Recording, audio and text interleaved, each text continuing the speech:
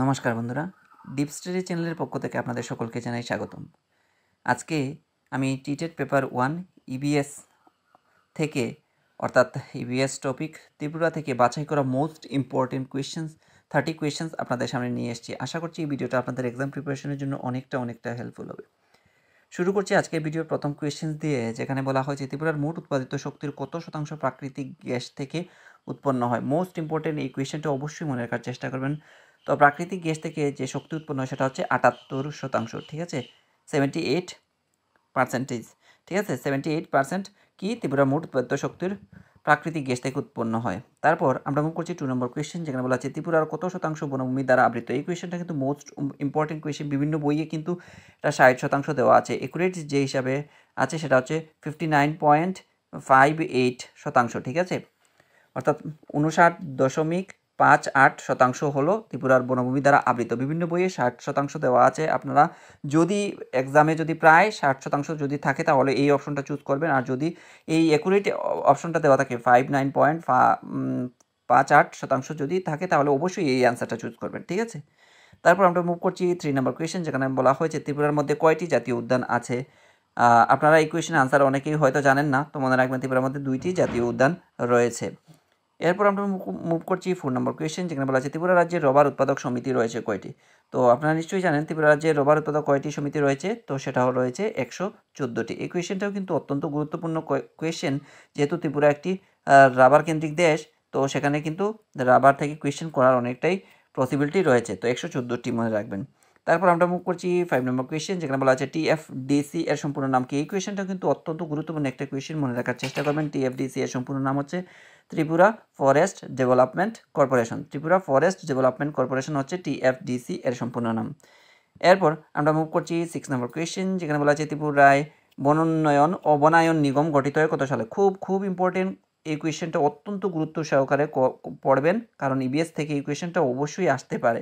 তো সেটা হচ্ছে 1976 সালে ত্রিপুরায় বনোন্নয়ন ও বনায়ন নিগম গঠন করা হয়েছিল। তারপর আমরা মুভ করছি 7 নম্বর কোয়েশ্চেন, যেখানে বলা আছে ত্রিপুরার একটি মিনি জলবিদ্যুৎ প্রকল্পের নাম কি। তো ত্রিপুরার একটি মিনি জলবিদ্যুৎ প্রকল্প হচ্ছে, সেটা হচ্ছে মহারানী জলবিদ্যুৎ প্রকল্প, হচ্ছে ত্রিপুরার একটি মিনি জলবিদ্যুৎ প্রকল্প। এরপর আমরা মুভ করছি 8 নম্বর কোয়েশ্চেন, যেখানে বলা হয়েছে ত্রিপুরার বনাঞ্চলের মধ্যে সংরক্ষিত বনভূমি রয়েছে কত শতাংশ। মোস্ট ইম্পর্টেন্ট এই কোয়েশ্চেনটা, অত্যন্ত গুরুত্ব সহকারে আপনারা মনে রাখার চেষ্টা করবেন।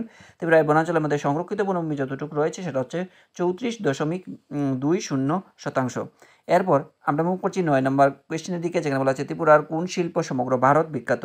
এই কোয়েশ্চেনের আনসারটা আপনারা অনেকেই জানেন, আবার অনেকেই জানেন না, তো অবশ্যই মনে রাখার চেষ্টা করবেন ত্রিপুরার কোন শিল্প সমগ্র ভারত বিখ্যাত, সেটা হচ্ছে বাঁশের ক্রাফট, ঠিক আছে। এবার আমরা মুভ করছি 10 নম্বর কোয়েশ্চেন, কোন প্রাণীকে ত্রিপুরার গর্ব বলা হয়। খুব ইম্পর্টেন্ট কোয়েশ্চেন। এই কোয়েশ্চেন বিভিন্ন ধরনের ইভিএস কিংবা জিওগ্রাফি থেকে এই কোয়েশ্চেন তুলে ধরা হয়। তো মনে রাখবেন চশমা বানানো হচ্ছে ত্রিপুরার গর্ব। এরপর আমরা মুভ করছি 11 নম্বর কোয়েশ্চেন, যেখানে বলা আছে ত্রিপুরার প্রধান পাহাড় শ্রেণীর মধ্যে শ্রেণীটির নাম কি, সেটা হচ্ছে জম্পুই। আপনারা এই কোয়েশ্চেন আনসার অনেকেই জানেন। এরপর আমরা মুভ করছি 12 নম্বর কোয়েশ্চেন, যেখানে বলা আছে বর্মী ভাষায় টাং শব্দের অর্থ কি। এই কোয়েশ্চেন আনসার আপনারা অনেকেই জানেন না, যারা জানেন না অবশ্যই জেনে নেবেন। বর্মী ভাষায় টাং শব্দের অর্থ হচ্ছে পাহাড়। খুব ইম্পর্টেন্ট এই কোয়েশ্চেনটা, ইউনিক কোয়েশ্চেন, আসার অনেকটাই পসিবিলিটি রয়েছে। তারপর আমরা মুভ করছি 13 নম্বর কোয়েশ্চেন, যেখানে বলা আছে ত্রিপুরার প্রধান ও শ্রেষ্ঠ নদীটির নাম কি। ত্রিপুরার প্রধান ও শ্রেষ্ঠ নদী যেটা হচ্ছে সেটা হচ্ছে গোমতী নদী, ঠিক আছে। তারপর আমরা মুভ করছি 14 নম্বর কোয়েশ্চেন, যেখানে বলা আছে ত্রিপুরার একটি উল্লেখযোগ্য পক্ষী বিচরণ স্থানের নাম কি। তো যেখানে পক্ষী বিচরণ কেন্দ্র রয়েছে সেটা হচ্ছে ত্রিপুরার গোমতী নদী। গোমতী নদীর পাড়ে কিংবা কেন্দ্রে আমরা ত্রিপুরার একটা উল্লেখযোগ্য পক্ষী বিচরণ কেন্দ্র দেখতে পাই।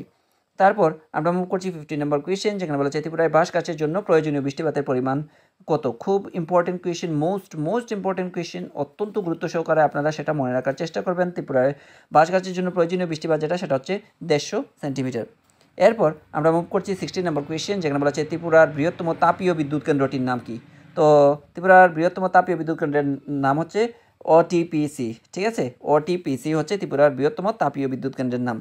এরপর আমরা মুভ করছি 17 নম্বর কোয়েশ্চেন, যেখানে বলেছে ত্রিপুরার তৃতীয় অভয়ারণ্যটির নাম কি। খুব ইম্পর্টেন্ট কোয়েশ্চেন। আমরা 2021 সালে যখন টেট হয়েছিল তখন এসেছিল ত্রিপুরার সবচেয়ে ক্ষুদ্রতম যে অভয়ারণ্য সেটার নাম এসেছিল রোয়া, আর ত্রিপুরার তৃতীয় যে অভয়ারণ্য সেটা আসছে সিপাহীজলা। তো আমরা অবভিয়াসলি আমরা ধরে নিতে পারি যে এ ধরনের কোয়েশ্চেন আমরা কিন্তু টেট 1-এর ক্ষেত্রে পেপার 1-এ এই ধরনের কোয়েশ্চেন দেখতে পাবো। এরপর আমরা মুভ করছি 18 নম্বর কোয়েশ্চেন, যেখানে বলা আছে ত্রিপুরার বিজু উৎসব পালিত হয় কোন মাসে। তো অবশ্যই আপনারা জানেন এই কোয়েশ্চেন আনসারটা, চৈত্র মাসে ত্রিপুরার বিজু উৎসব পালিত হয়। আর যদি না জানেন অবশ্যই জেনে নেবেন এই ভিডিও দেখে। তারপর আমরা মুভ করছি 19 নম্বর কোয়েশ্চেন, যেখানে বলা আছে ত্রিপুরার প্রধান জলবিদ্যুৎ প্রকল্প টির নাম কি। ত্রিপুরার প্রধান জলবিদ্যুৎ প্রকল্পটির নাম হচ্ছে গুমতি প্রকল্প। অবশ্যই সেটা মনে রাখার চেষ্টা করবেন। এরপর আমরা মুভ করছি 20 নম্বর কোয়েশ্চেন, যেখানে বলা আছে ত্রিপুরার প্রধান দুগ্ধ সরবরাহ কেন্দ্রটির নাম কি। মোস্ট ইম্পর্টেন্ট এই কোয়েশ্চেনটা, অনেকেই এই কোয়েশ্চেন আনসার জানেন না, অবশ্যই মনে রাখার চেষ্টা করবেন। ইন্দ্রনগর হচ্ছে ত্রিপুরার প্রধান দুগ্ধ সরবরাহ কেন্দ্র। এরপর আমরা মুভ করছি 21 নম্বর কোয়েশ্চেন, যেখানে বলা আছে ত্রিপুরার রাজা বীরেন্দ্র কিশোর মানিক্যের আমলে যে শিল্পের প্রবর্তন হয়। তো এখানে মানিকের হয়ে গেছে, মানিক্য হবে, ঠিক আছে, একটু কারেকশন করে নেবেন। তো ত্রিপুরার রাজা বীরেন্দ্র কিশোর মানিক্যের আমলে যে শিল্পের প্রবর্তন হয় সেটা হচ্ছে চা শিল্প, বা চা শিল্প কোন রাজার আমলে হয়েছিল ত্রিপুরার প্রবর্তন হয়েছিল, সেটা হচ্ছে চা শিল্প। তো এখান থেকে দুটি কোয়েশ্চেন আমরা পেয়ে যাচ্ছি, তো অবশ্যই মনে রাখার চেষ্টা করবেন। এই কোয়েশ্চেনটা অত্যন্ত গুরুত্বপূর্ণ, তাই আমি বারবার বলছি। তারপর আমরা মুভ করছি 22 নম্বর কোয়েশ্চেন, যেখানে বলা আছে ত্রিপুরার সবচেয়ে বড় চা বাগানটির নাম কি। এই কোয়েশ্চেনটাও অত্যন্ত গুরুত্বপূর্ণ, মনে রাখার চেষ্টা করবেন। ত্রিপুরার সবচেয়ে বড় চা বাগান হচ্ছে মূর্তিছড়া চা বাগান। ক্লিয়ার? এরপর আমরা মুভ করছি 23 নম্বর কোয়েশ্চেন, যেখানে বলা হচ্ছে ত্রিপুরার রবার তন্তু উৎপাদন কেন্দ্রটি কোথায় গড়ে উঠেছে। ত্রিপুরার রবার তন্তু উৎপাদন কেন্দ্রটি যেখানে গড়ে উঠেছে সেটা হচ্ছে বুজংনগরে। ঠিক আছে, খুব ইম্পর্টেন্ট, প্রত্যেকটা কোয়েশ্চেনে আমি ইম্পর্টেন্ট এবং এক্সাম ওরিয়েন্টেড রাখার চেষ্টা করেছি, যাতে করে আপনারা এই ধরনের কোয়েশ্চেন এক্সামে গিয়ে ফেস করতে পারেন এবং সঠিক উত্তরটা নির্বাচন করতে সমর্থ হন। ঠিক আছে, এরপর আমরা মুভ করছি 24 নম্বর কোয়েশ্চেন, যেখানে বলা হচ্ছে রবীন্দ্রনাথের রাজস্বী উপন্যাসের যে নদীর নাম উল্লেখ রয়েছে তার নাম কি। তা আপনারা কিন্তু প্রিভিয়াস ইয়ারের বিভিন্ন ধরনের কোয়েশ্চেন যখন করবেন, কম্পারেটিভ লেভেলের বিভিন্ন কোয়েশ্চেন যখন আপনারা দেখবেন, প্রিভিয়াস ইয়ারের দেখবেন এই কোয়েশ্চেনটা অনেকবার কিন্তু এক্সামে এসেছিল। তো সেই উদ্দেশ্যকে মাথায় রেখে আমি এখানেও তুলে ধরেছি, যাতে আপনারা এই ধরনের কোয়েশ্চেন ফেস করতে পারেন। তো গুমতি হয়ে যাবে এই কোয়েশ্চেনের এগেনস্টে কারেক্ট আনসার।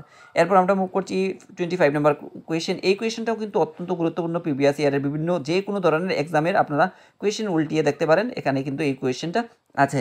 তো দুচারি বাড়ি হবে রাইমা ও শর্মা, এই দুটি উপনদীর মিলিত প্রবাহের নাম হচ্ছে দুচারি বাড়ি।